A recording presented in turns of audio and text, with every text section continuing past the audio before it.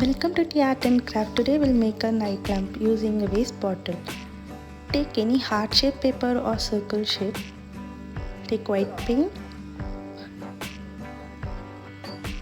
Paint the glass bottle using a white paint. Cover it fully.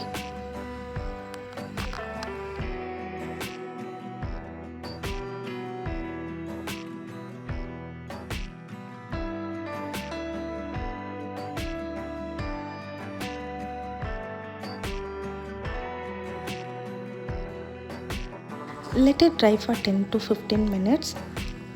Now take purple color, then paint the glass. Now remove the heart shaped paper. We can paint like a star or flower using a white paint.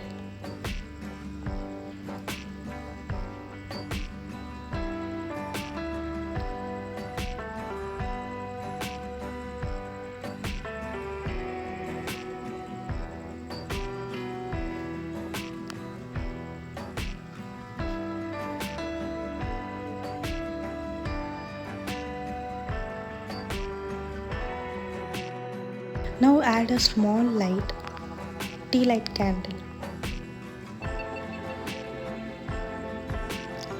Look how beautiful it is. You can use it as a night lamp.